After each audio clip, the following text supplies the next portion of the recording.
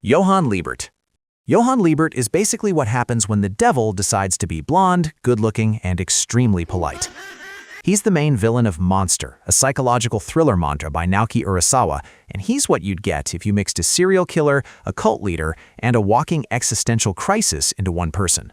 The worst part? He does all of this with the elegance of a guy who could probably win The Bachelor if he wasn't too busy ruining people's lives. Now, why is he evil? Oh, where do we begin? This man doesn't just kill people, he ruins them first. He has a PhD in psychological destruction and a side hustle in making people question their own existence. He once convinced a kid to push another kid off a roof just for fun. He's so persuasive that if he told you to delete your own save file in a game, you'd probably do it and thank him afterward.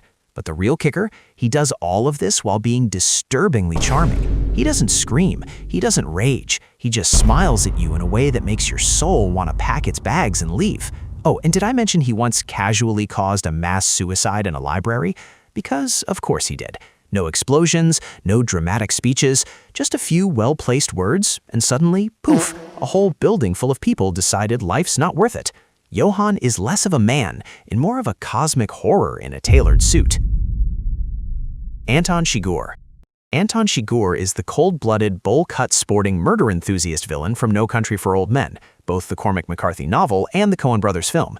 He's not your typical bad guy. He's a philosophical hitman who operates on the whims of a coin toss, treating life and death like a particularly high-stakes game of blackjack, except only he gets to be the dealer. Imagine if the Grim Reaper had a Texan accent, a cattle gun, and the patience of an IRS auditor. Chigurh doesn't just kill people, he does it with such cold precision and eerie logic that it feels almost cosmic. He believes in fate, but in the worst way possible. If he decides it's your time, you don't get to argue. Unless, of course, he lets you call heads or tails. Good luck with that. You know a cattle gun? Yes, the thing normally used to slaughter livestock. Chigurh uses it to blow holes in people's skulls, and even to casually pop open doors, like some kind of murderous locksmith. And if you think he gets his comeuppance, think again. This man walks away from a car crash, calmly limping off into the sunset like some kind of death-dealing cryptid. Because in Chigurh's world, he is fate, and fate doesn't lose. Freddy Krueger. Freddy Krueger is a fictional super-evil dream demon and mass murderer from the A Nightmare on Elm Street franchise, who started life as Frederick Charles Krueger, a brutal serial child killer in Springwood, Ohio, known as the Springwood Slasher, who stalked and murdered children with a bladed glove, giving him a reputation so nasty his victims' parents eventually burned him alive in a boiler room as vigilante justice. After death, he came back as an undead spirit with the uncanny ability to enter and manipulate dreams and slash his victims to death while they slept, meaning falling asleep literally could be the worst decision ever if you were a teenager on Elm Street, and this dream world slaughter tactic made him one of horror's most iconic villains because he wasn't just lurking in shadows, but in your very REM cycle. Freddy's signature look, a burned, scarred face, red and green striped sweater, fedora, and razor-fingered glove, plus his oneiric powers let him warp environments, mock victims with twisted humor, and defy normal death, which made him uniquely creepy compared with other slashers who just stood and stabbed. His vengeance-driven return to kill the children of those who killed him and the grisly, often sadistic ways he dispatches characters cement his status as pure nightmare fuel in fiction, feared for getting inside your head, literally, and proving that even villains can have terrible fashion sense with that sweater combo. Patrick Bateman. Patrick Bateman is a fictional Wall Street yuppie who doubles as one of the most notoriously evil serial killers in modern pop culture, and described as having no more barriers to cross in his utter indifference toward his atrocities. Bateman spends his days obsessing over designer suits, business cards, trendy restaurants, and how cool he looks while discussing Huey Lewis in the news, and his nights luring, torturing, and killing a disturbingly large number of victims with axes, chainsaws, and whatever tool happens to be handy, sometimes even decapitating models or curb-stomping stray dogs he encounters. Unlike many villains who have tragic backstories, Bateman's descent into pure evil isn't about childhood trauma or supernatural possession. It's just his baseline personality, narcissistic, misogynistic, homophobic, and completely lacking in empathy, which people note is underscored by the sad fact that some internet subcultures weirdly revere him for his attitudes, even though many of his peers think he's a dork. Whether his murders really happened or are the hallucinatory fantasies of an unreliable narrator is ambiguously suggested, but the confirmed ones, like murdering Paul and making bathtub art projects, cement his status as a villain who didn't need a reason to be evil. He just sincerely embraced it with impeccable grooming and a smile. Dexter Morgan. Dexter Morgan is a fictional character from Dexter who somehow made being a serial killer almost likable. Well, in a don't-try-this-at-home way. He works as a blood spatter analyst for the Miami Metro Police Department by day, and at night he becomes a methodical vigilante serial killer known as the Bay Harbor Butcher, driven by a murderous impulse he calls his dark passenger after witnessing his mother's brutal death as a child and growing up unable to feel normal human emotions. So instead of joining a knitting club, he channels that dark urge into killing other killers who have slipped through the cracks of the justice system, following a strict code of Harry taught to him by his adoptive father, which tells him to only target murderers and to meticulously avoid leaving evidence, turning him into one of fiction's most efficient and horrifying antiheroes. The humor is that he's essentially a crime lab geek with a killer hobby that involves plastic-wrapped killing rooms and thousands of blood trophies and slide boxes, making him simultaneously terrifying and weirdly organized, like a very polite horror story exterminator who files paperwork on his clients before taking them out, which is probably why fans remember him as one of the most infamous evil characters in modern TV, even as they can't help watching him dispatch villains with grim satisfaction. Jason Voorhees. Jason Voorhees is the hulking, machete-wielding horror icon from the Friday the 13th series, born with severe facial deformities and hydrocephalus in Crystal Lake, and raised in isolation by his overprotective mom, Pamela, who loved him even more than pineapple on pizza, and probably justifiably so because life was rough for him.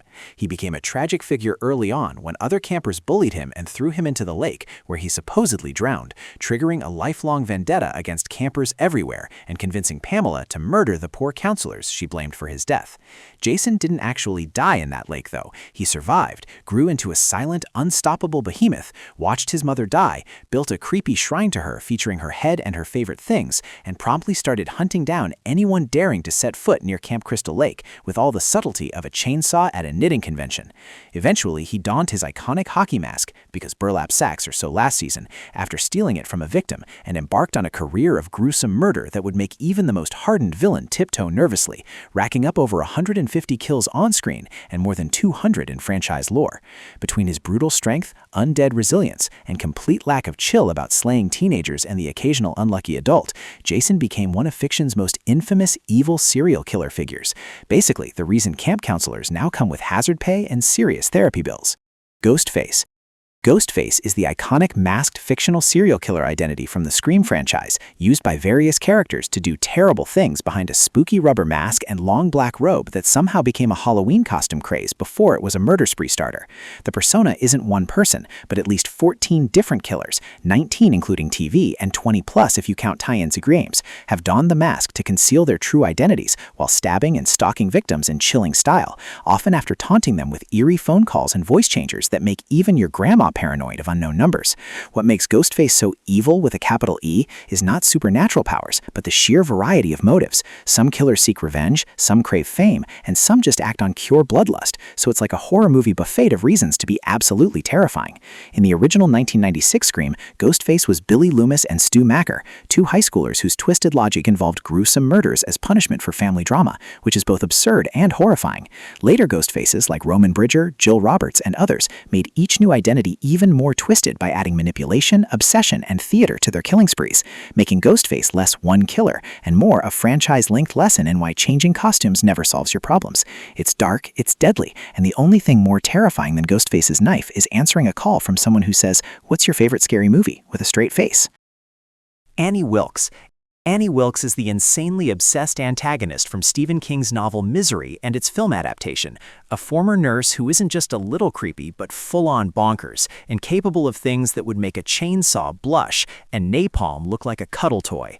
She starts off seeming like your friendly, perky biggest fan when she rescues romance writer Paul Sheldon from a snowstorm, but it quickly turns out she's a psychotic control freak with so many mental illnesses you could build an entire spooky amusement park out of them. She has extreme mood swings, paranoia, delusions of divine instruction, and an unhealthy obsession with Paul's Misery novels. And when she finds out Paul killed off her favorite character, she kidnaps him, hides him in her house, denies him contact with the world, and punishes him in gruesome ways, like amputating his foot because he displeased her, and even setting up addiction to drugs she controls just to toy with him. And that's just the beginning of her creative torment toolkit. She literally slaughtered infants, elderly, and former acquaintances long before Paul ever wandered into her life. And people rank her as a serial killer whose violence extends to mowing down a cop with a lawnmower and shooting a sheriff, while gleefully plotting to kill Paul and herself once he finishes the coerced book she demands. She's the embodiment of love gone hideously wrong, with a sprinkle of murderous fanboy energy and a dash of "don't make me come over there" mania that cements her as one of fiction's most wicked villains. And yes, calling her evil might be underselling her. She's more like pure, terrifying nutjob with a stethoscope. Hey everyone, thank you for watching until the end. I'll be back with more videos, so make sure to like and subscribe.